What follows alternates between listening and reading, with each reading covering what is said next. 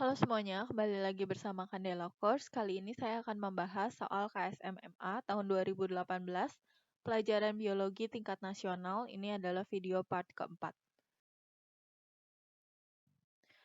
Segala sesuatu yang diciptakan oleh Allah memiliki fungsi berkaitan dengan keberlangsungan kehidupan di alam semesta.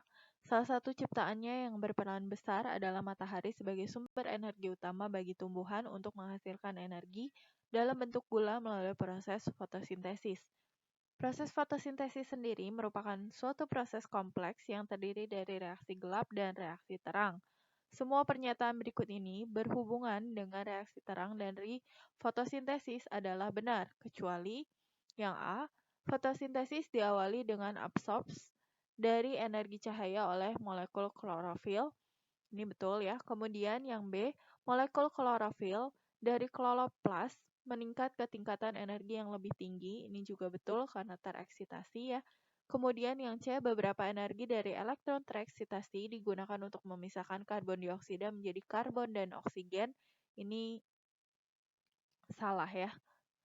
Yang D ini betul, elektron tereksitasi menyebabkan kembali ke tingkat energi normal jika tidak ditangkap dalam reaksi. Jadi jawabannya adalah yang C. Nah, di dalam tumbuhan terdapat bagian kecil yang bernama kloroplas, sehingga tumbuhan mampu melakukan fotosintesis. Proses fotosintesis ini menghasilkan produk utama berupa karbohidrat yang disimpan sebagai cadangan makanan, antara lain pada buah. Selanjutnya, buah ini dapat dikonsumsi oleh makhluk hidup yang tidak dapat membuat makanan sendiri dalam tubuhnya, yaitu hewan dan manusia. Fotosintesis sendiri berasal dari kata foton yang berarti cahaya, dan sintesis yang artinya penyusunan. Jadi, fotosintesis artinya proses penyusunan senyawa yang sederhana menjadi senyawa yang kompleks pada bagian tumbuhan yang mengandung klorofil dan dengan bantuan cahaya matahari. Klorofil merupakan pigmen yang berfungsi sebagai penangkap energi cahaya matahari, lalu mengubahnya menjadi energi kimia yang terikat dalam molekul karbohidrat. Ini adalah proses fotosintesis ya, dari 6 molekul CO2 ditambah 6 molekul H2O dibantu oleh energi cahaya mengalami reduksi. C-nya mengalami reduksi menjadi C6H12O6 ditambah dengan 6 molekul O2. Nah, tahapan fotosintesis ini terjadi reaksi terang dan reaksi gelap. Di sini saya akan jelaskan tentang reaksi terangnya saja yang berhubungan dengan soal ya. Nah, reaksi terang ini adalah fotolisis penguraian air oleh foton menjadi oksigen dan ion H+ yang ditangkap oleh NADP menjadi NADPH dan juga terbentuk ATP sebagai energi ketika reaksi gelap. Pada reaksi terang, terjadi tertangkapnya foton oleh suatu sistem yang ada pada kloroplas yang mengandung klorofil berupa fotosistem 1 dan fotosistem 2, serta saluran eksitasi elektron yang siklik dan non-siklik. Fotosistem merupakan sistem penangkapan foton oleh klorofil yang merupakan tahap pertama dari proses fotosintesis yang terjadi di kloroplas. Berarti terjadi penyerapan energi ya, terjadi penyerapan cahaya. Pada kloroplas terdapat klorofil A yang sistemnya bisa menangkap sinar merah yang panjang gelombangnya 700 nanometer dan klorofil B yang dapat menangkap sinar merah dengan panjang gelombang 680 nanometer. Ini disebut sebagai fotosistem 1. Ketika klorofil menyerap energi foton dari cahaya, ya, yang A tadi, opsi A tadi, betul ya. Elektron pada klorofil akan terlepas keluar orbit, ke orbit luar, ke energi yang lebih tinggi, sehingga elektronnya akan tereksitasi. Elektron ini akan ditangkap oleh penerima elektron, yaitu plastoquinon.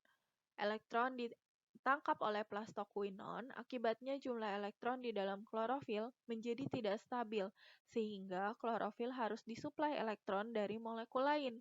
Dalam waktu bersamaan, H2O-nya terpecah menjadi 2H+ dan OH- dan juga elektron. Nah, elektron ini yang dipakai untuk menstabilkan klorofil. Oke, nomor 10, manusia diberikan akal pikiran dan kecerdasan untuk mengatasi berbagai permasalahan yang mereka hadapi. Pada sistem produksi pertanian, salah satu permasalahan utama adalah keberadaan gulma yang dapat mempengaruhi hasil dari pertanian. Hasil penelitian pada proses fotosintesis menunjukkan bahwa selama fase fotosistem 2 dari fotosintesis, terjadi transfer elektron non-siklik. Pengetahuan ini digunakan manusia untuk menghasilkan gulma yang dapat menahan transfer elektron dari plastoquinon ke sitokrom B, mencegah akumulasi H+ di dalam tilakoid. Kondisi ini menyebabkan gulma menyebabkan kematian karena A. Cahaya tidak dapat lagi mencapai fotosistem 1. Yang B. Produksi ATP yang digunakan sebagai sumber energi bagi gulma terhenti. Kemudian yang C. O2 menjadi sangat reaktif.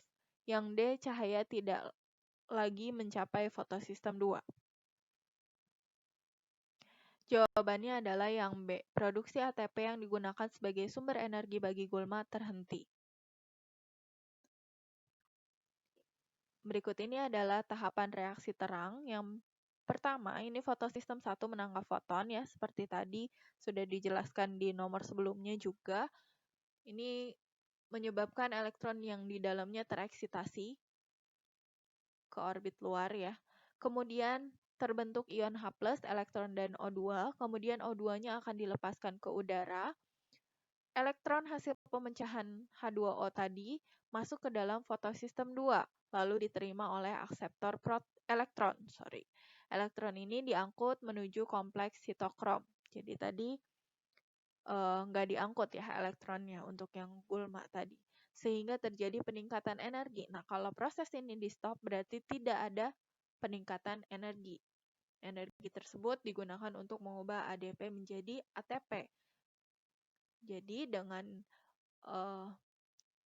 pengetahuan yang tadi, kita tidak dapat mendapatkan ATP untuk si gulmanya, gitu ya, sehingga gulmanya mati. Nah, kemudian ini proses selanjutnya, elektron dari sitokrom diangkut menuju fotosistem 1, lalu ke akseptor elektron berikutnya. Kemudian elektron akan diterima oleh senyawa NADP. Hal ini mengakibatkan terikatnya ion H+ hasil fotolisis air oleh NADP. Pengangkutan elektron inilah yang disebut transport elektron non-siklik. Kemudian elektron dari fotosistem 1 akan diangkut menuju akseptor elektron menuju kompleks sitokrom, lalu kembali lagi ke fotosistem 1. Proses ini berlaku jika kebutuhan ATP kurang mencukupi. Nomor 11, banyak bunga beradaptasi dengan memiliki pola khusus pigmen pada kelopak bunganya yang hanya dapat dilihat melalui sinar ultraviolet atau UV dan tidak terlihat oleh mata manusia. Bunga-bunga ini diserbuki oleh lebah madu Eropa atau Apis mellifera yang penglihatan lebah tersebut mencakup rentang panjang gelombang sinar ultraviolet. Kesimpulan mana yang paling terkait paparan di atas? Yang A, pigmen ultraviolet membantu tanaman menangkap cahaya pada saat fotosintesis. Yang B, serangga penyerbuk mengembangkan penglihatan ultraviolet setelah beberapa generasi mencoba cari sumber makanan mereka. Yang C, bunga-bunga ini secara genetik dimodifikasi untuk tujuan komersial namun telah stabil dalam ekosistem alami. Ini salah ya, karena nggak ada dibahas di atas untuk tujuan komersial. Kemudian yang D, tanaman yang mengembangkan pigmentasi ultraviolet menarik lebih banyak penyerbuk dan dengan demikian lebih sukses secara reproduktif. Nah, ini kesimpulan yang bisa kita tarik adalah tanamannya mengembangkan pigmentasi ultraviolet menarik lebih banyak penyerbuk dan dengan demikian lebih sukses secara reproduktif. Ini terlihat dari kalimatnya ya, banyak bunga beradaptasi dengan memiliki pola khusus pigmen pada kelompok bunganya yang hanya dapat dilihat melalui sinar ultraviolet. Nah, sinar ultraviolet ini bisa dilihat oleh lebah madu Eropa ini, gitu ya. Jadi jawaban paling tepat adalah yang D.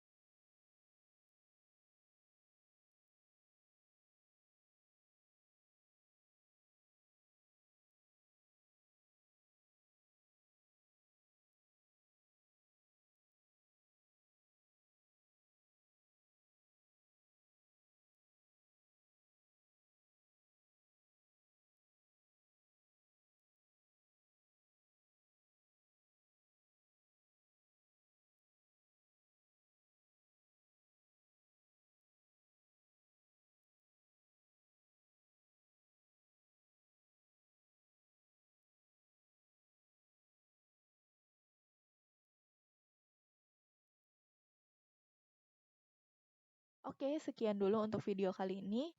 Sampai bertemu di video selanjutnya. Thank you for watching. Jangan lupa untuk like, share, komen, dan subscribe untuk mendukung channel ini. Dan jangan lupa juga follow Instagram kita di @candelacourse dan Facebook kita di Candela Course Cikarang. Semangat ya!